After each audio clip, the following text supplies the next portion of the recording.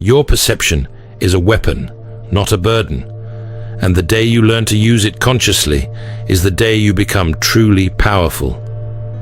Carl Jung spent decades studying individuals with what he called differentiated perception.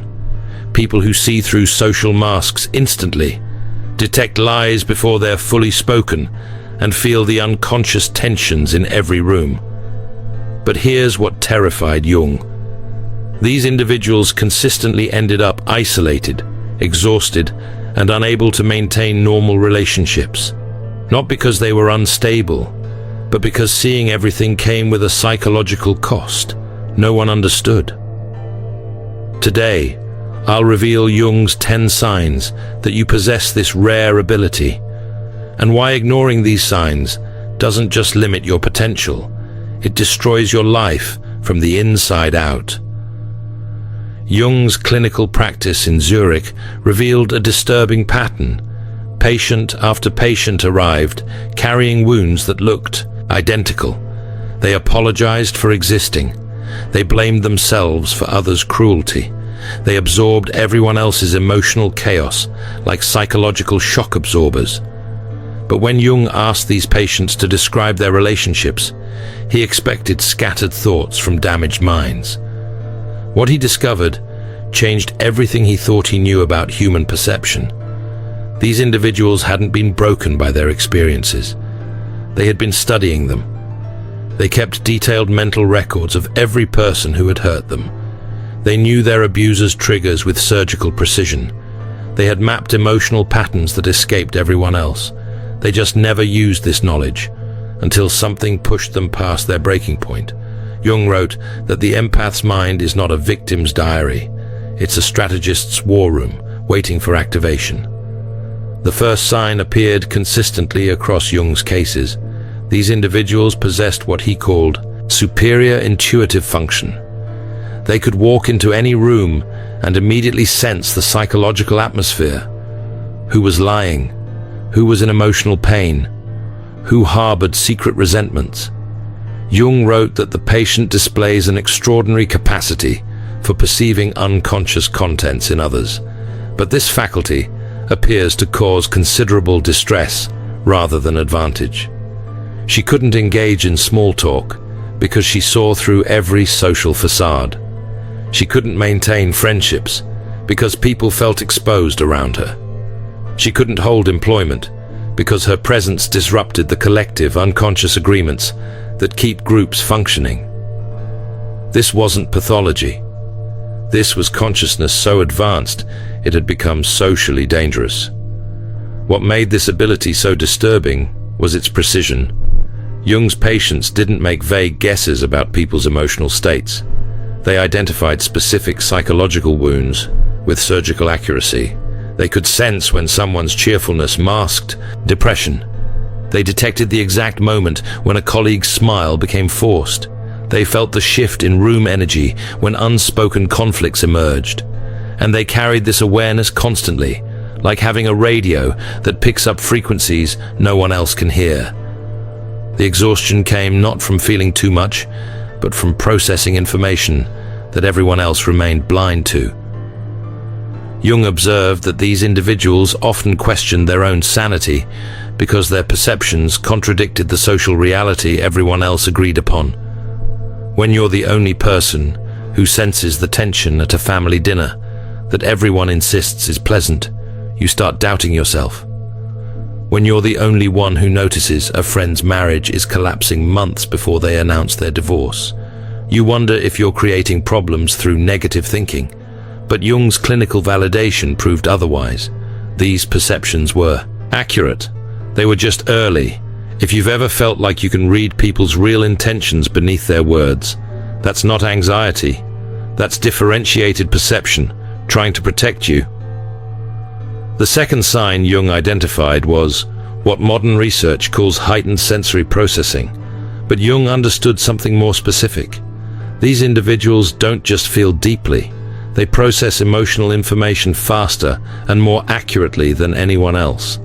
Their brains are wired for pattern recognition in human behavior. They see the depression behind forced smiles. They sense the desperation beneath confident presentations. They feel the collective shadow that groups unconsciously agree to ignore. Jung observed that roughly 1% of the population possesses this level of perceptual clarity, and society teaches them to suppress it. Modern neuroscience has started catching up to Jung's observations. Research shows that individuals with heightened perception have increased activity in brain regions responsible for empathy and emotional processing. Their mirror neuron systems fire more intensely when observing others. They literally experience others' emotional states in their own nervous systems. But this isn't the weakness society labels it as. It's a sophisticated data processing system that evolved for specific survival advantages. These individuals served as early warning systems in ancestral groups. They detected threats before they materialized. They sensed group tensions before they exploded into violence. They identified deception before it caused catastrophic damage. In modern society, we've lost appreciation for this function. We call it overthinking or anxiety, when someone senses danger that others don't perceive. But Jung understood that this heightened perception represented consciousness operating at advanced capacity. Empaths aren't broken, they're alchemists in progress. The Alchemist's Path gives you drills, Jung-based boundaries, and 3 exclusive chapter videos to turn overwhelm into clarity. By Surreal Mind, 236-page downloadable ebook in stock. Begin now at thesurrealmind.com. Every time they voiced what they saw, people called them too sensitive or overly emotional. They learned to silence themselves, to doubt their perceptions, to apologize for seeing what others couldn't. But the truth doesn't disappear just because you stop speaking it. It accumulates. And in Jung's cases, it had been accumulating for decades. The suppressed perceptions didn't vanish. They created internal pressure that eventually demanded release. Jung documented how this accumulation led to what he called psychological breakthroughs disguised as breakdowns. The moment when accumulated truth finally overwhelmed social conditioning to stay silent. The third sign is the scapegoat phenomenon. Jung documented how these highly perceptive individuals become targets for what he called shadow projection. When someone's shadow is reflected back through another person's clear perception, the unconscious mind has 2 choices: integrate the shadow or attack the mirror. Jung's patients experienced this constantly. When they gently suggested someone seemed troubled, that person would explode at them for being negative. When they expressed concern about obvious problems, they'd be accused of manufacturing issues. Jung realized this wasn't coincidence. It was psychological defense. The person who sees clearly gets blamed for creating the problems they're merely observing. This creates what Jung called the scapegoat phenomenon. Highly perceptive individuals often become the designated problem in every group they enter. Not because they cause problems, but because they reveal problems that already exist in the collective unconscious. Jung observed this pattern across families, workplaces, and social groups. The gifted individual would notice dysfunction that everyone else was unconsciously invested in ignoring. An alcoholic parent's drinking problem, a manager's incompetence, a friend group's toxic dynamics. And by simply existing with clear perception, they threatened the collective agreement to pretend everything was fine. The scapegoating followed predictable patterns. First, subtle hints that the perceptive individual was too negative or too critical. Then, more direct accusations that they were creating drama where none existed. Finally, systematic exclusion justified by claims that the individual was the source of all group tension. Jung documented cases where entire families turned against the one member who dared to name obvious dysfunction, where workplace teams mobbed the employee who questioned unethical practices, where social circles expelled the friend who noticed what everyone else refused to see. The psychological violence of this process was devastating. But Jung realized something crucial. The scapegoating revealed more about the group's shadow than about the targeted individual.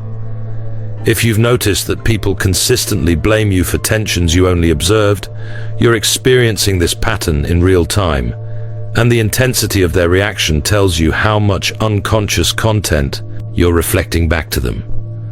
Sign 4 is what Jung called the unnatural calm. Most people expect gifted individuals to be emotionally chaotic, but Jung discovered the opposite. His patients became eerily calm when they finally integrated their perceptions. They had been playing chess while everyone else thought it was checkers. They possessed complete maps of people's psychological vulnerabilities. They understood manipulation before it was attempted. They could predict behavioral outcomes with startling accuracy. This transformation didn't happen overnight. Jung documented a specific process. First came the recognition phase, where the individual acknowledged their perceptive abilities weren't pathology, but accurate data processing. Then came the testing phase, where they began trusting their perceptions despite social pressure to doubt themselves. Finally came integration, where their superior perception became a natural part of their conscious functioning. At this stage, something remarkable happened. The anxiety that had plagued them for years disappeared, not because they learned to manage anxiety, but because they stopped fighting their own accurate perceptions. The internal conflict between what they saw and what they were told to believe resolved in favor of their direct experience. The danger wasn't that they would use this knowledge destructively. The danger was that they finally stopped doubting themselves. Jung documented how these transformed individuals could no longer be gaslighted. They trusted their perceptions absolutely. They saw emotional games before they were fully formed. They became psychologically invincible. And manipulative people could sense this shift immediately. Like predators avoiding light, toxic individuals unconsciously avoided these awakened empaths. Jung noted that his patients often reported that certain people simply stopped contacting them after their transformation. Not because of any conflict, but because manipulators instinctively recognized they could no longer operate their usual psychological games. The awakened individual's presence alone disrupted manipulation attempts. The fifth sign Jung identified was the problem of superior function. When your greatest psychological strength becomes the source of your greatest suffering, you're experiencing what Jung called the curse of consciousness. It cannot be shared with those who do not possess it. The individual becomes an island of awareness in an ocean of unconsciousness. This isolation isn't just social, it's existential. These individuals often report feeling like they're living in a different reality from everyone around them. They process information at a level that creates unbridgeable gaps in understanding. But here's what made this discovery so important. Jung realized that this isolation wasn't inevitable. It was the result of trying to fit differentiated perception into normal social frameworks. The solution wasn't to see less. It was to find others who could engage with heightened consciousness without fear. Sign 6 reveals itself through complete immunity to gaslighting. Once someone with differentiated perception learns to trust their observations, reality distortion attempts fail completely. Jung observed that these individuals developed what he called conscious discrimination, the ability to distinguish between their authentic inner experience and unconsciously absorbed external content. They no longer questioned whether they were too sensitive when someone denied obvious manipulation. They no longer wondered if they misunderstood when their perceptions contradicted someone's words. They trusted their sophisticated pattern recognition over others' defensive narratives. This immunity created profound discomfort in people accustomed to controlling perceptions. Suddenly, their usual tactics didn't work. Their gaslighting attempts were seen through instantly. Their emotional manipulation was identified before completion. Jung noted that awakened empaths don't need to announce their power. Others feel it in their bones. The seventh sign is what Jung called participation mystique in its shadow form. These individuals absorbed not merely conscious communications, but the entire unconscious atmosphere of their environment. They became psychological sponges, soaking up everyone else's unlived emotions. Jung observed patients who would enter a room feeling perfectly fine, then leave feeling depressed, anxious, or angry, without any personal reason for these emotional states. They were experiencing what Jung termed psychic contagion. The unconscious emotional content of others was bleeding into their own psychological space without clear boundaries. The danger here was identity dissolution. When you absorb so much external psychological material, you can lose contact with your own authentic personality. Jung called this the most dangerous aspect of heightened perception. The individual becomes so flooded with others' unconscious contents that they cannot distinguish their own inner world from what they're absorbing. He documented cases where patients couldn't identify their own preferences, desires, or authentic emotions. They had spent so long absorbing and adapting to others' psychological states that their own inner voice had been completely drowned out. One patient described it as feeling like a radio receiving dozens of stations simultaneously, unable to tune into her own frequency. This is why solitude becomes necessary, not because gifted individuals dislike people, but because they need time for absorbed material to settle so they can recognize their own authentic voice. Jung prescribed what he called psychological hygiene practices, daily periods of complete solitude where external stimulation was minimized, time in nature where human psychological frequencies were absent, creative expression that allowed the individual to distinguish their authentic content from absorbed material, meditation or contemplative practices that created internal stillness. Through these practices, his patients learned to recognize which emotions belonged to them and which they had absorbed from their environment. They developed what Jung called conscious discrimination, the ability to feel others' emotions without becoming possessed by them. If you feel exhausted after social interactions and need significant alone time to feel like yourself again, this is differentiated perception processing external psychological data. You're not antisocial. You're not weak. You're clearing absorbed psychological material so you can reconnect with your authentic self. Jung emphasized that this need for solitude wasn't pathological withdrawal. It was essential psychological maintenance for individuals operating with heightened perceptual sensitivity. Sign 8 appears as the return to service after integration. Jung documented how his patients, after learning to manage their perceptive abilities consciously, became what he called psychological architects. They used their emotional intelligence strategically. They could read clients' real needs before they were voiced. They identified emotional predators within minutes. They trusted their intuitive intelligence completely. Their decisions became flawless because they weren't clouded by social pressure to doubt clear perception. These individuals built extraordinarily successful lives, not despite their sensitivity, but because they finally honored it properly. They became selectively empathetic, still deeply caring, but strategically protective of where that care flowed. Jung observed that they didn't become less empathetic, they became perfectly empathetic, which meant they were also perfectly strategic about protecting their psychological resources. The 9th sign Jung identified was the compulsion to repeat before integration.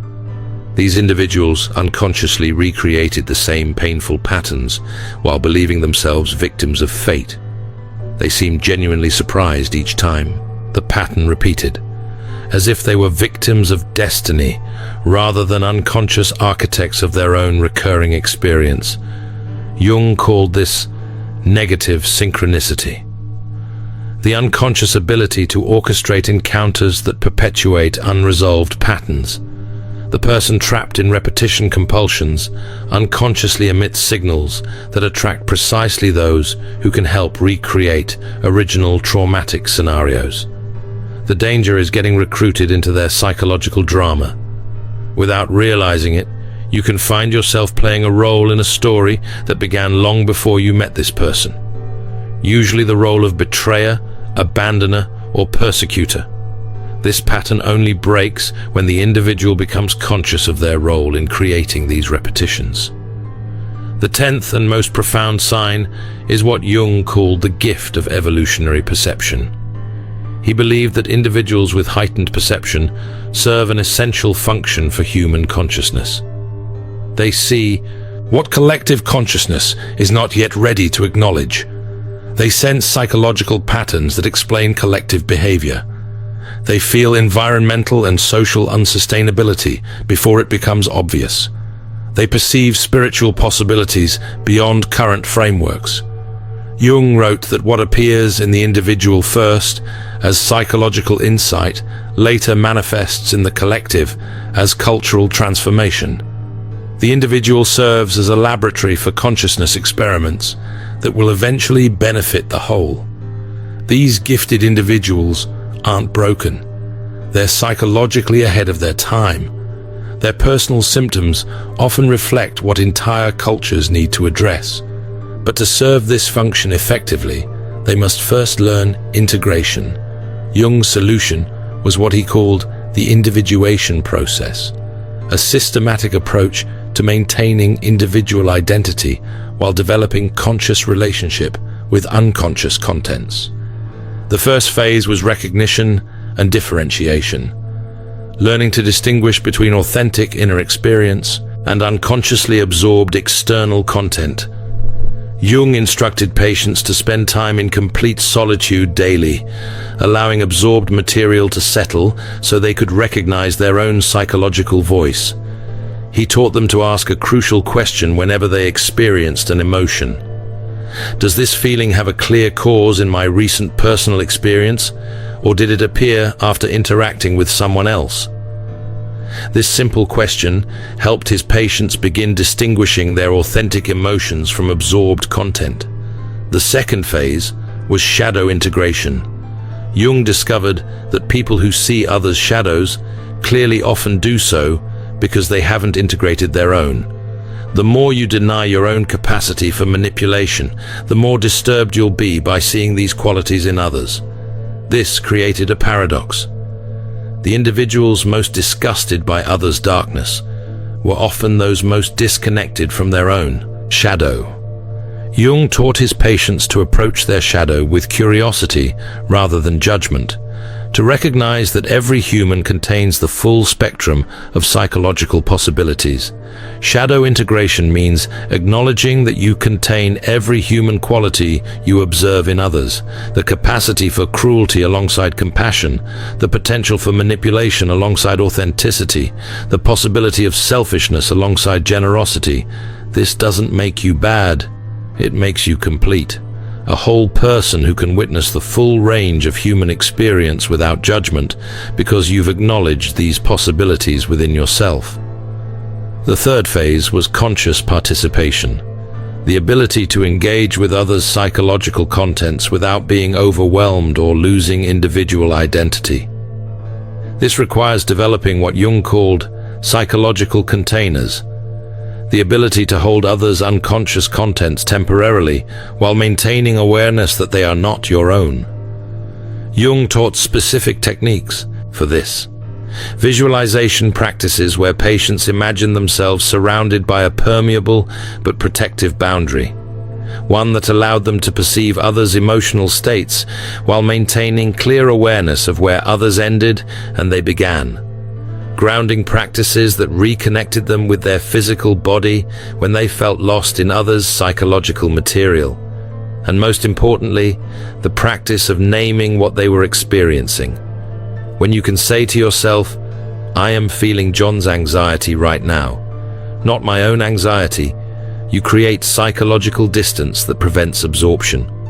The fourth phase, which Jung added later in his work, was strategic expression. Learning when, how, and with whom to share perceptions. Not every perception needs to be voiced. Not every truth needs to be spoken in every context. Gifted individuals who learn integration develop sophisticated discernment about revelation. They recognize that some people can receive their perceptions as valuable insights. Others will experience them as attacks. The integrated individual learns to read this capacity in others before sharing what they see.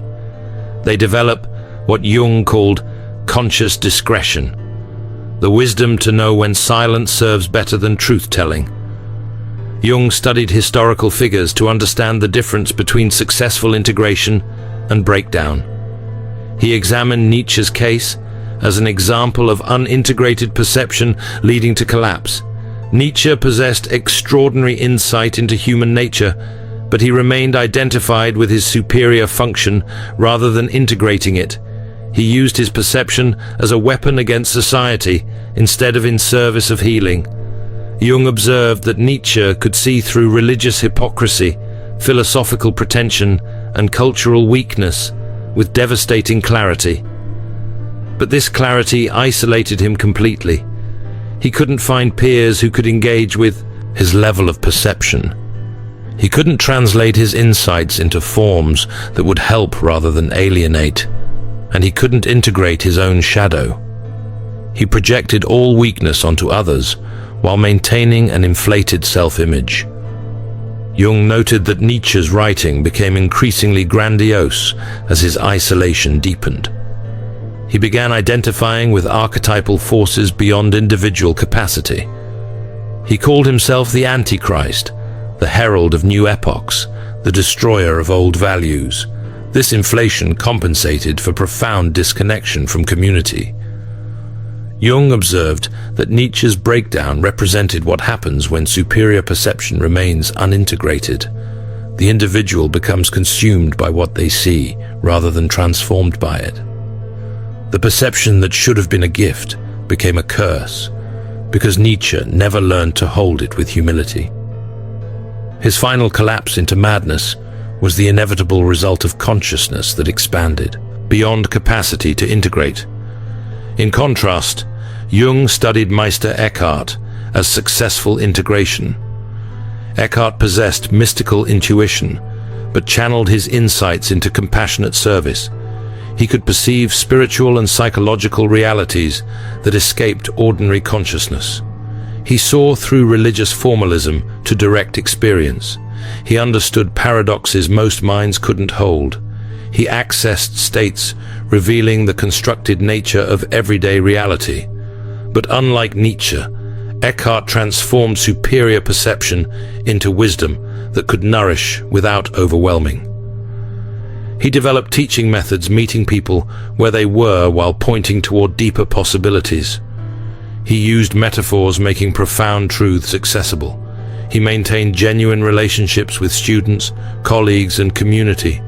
Jung noted that Eckhart's success came from conscious humility, the recognition that superior perception is a gift to be shared wisely, not a weapon to be wielded. Eckhart never claimed superiority based on his perceptions. He positioned himself as a servant of truth rather than its master. He acknowledged the limits of language even as he used it skillfully. And most importantly, he maintained his humanity. He didn't inflate into archetypal identifications. He remained a finite human being with access to infinite perception. This balance allowed him to serve as a bridge between ordinary and heightened consciousness. His life demonstrated that superior perception, properly integrated, enriches rather than isolates. Your superior perception isn't a malfunction in your psychological makeup. It's an advanced feature of consciousness development. You're not broken because you see everything others miss. You're psychologically ahead of your time. The question isn't whether you should suppress your perception to fit in with collective unconsciousness. The question is whether you'll develop the individuation skills necessary to integrate your perception consciously. Jung's method offers a path from dangerous isolation to conscious service, from overwhelming perception to integrated wisdom, from psychological curse to evolutionary contribution. You are born to see everything, not to suffer in silence, but to serve consciousness evolution. The world needs your insights delivered with the integration, wisdom, and strategic awareness that transform dangerous perception into cultural medicine. Your gift is not your burden. Your unconscious relationship to your gift is your burden. Learn to integrate it consciously, and you become exactly what Jung believed highly perceptive individuals were meant to be. Consciousness pioneers preparing humanity for psychological development that is inevitable, but not yet obvious. If you recognize yourself in these 10 signs, you're part of that rare 1% Jung identified as essential for consciousness evolution. Share in the comments which sign resonated most powerfully with your experience. Your journey connects with others walking the same path. Subscribe for more insights into Jung's discoveries about psychological types that transcend normal limitations. In The Alchemist's Path, perception training for empaths, you'll turn overwhelm into wisdom with practical drills, Jung-inspired boundaries, and step-by-step perception training. This guide includes 3 exclusive chapter videos to deepen each lesson. Written by Surreal Mind, 236 pages, beautifully designed 8.5 by 11 downloadable ebook, in stock now. Start your training today. Feel deeply while thinking clearly. Get The Alchemist's Path at thesurrealmind.com. Thanks for watching. See you in the next dimension.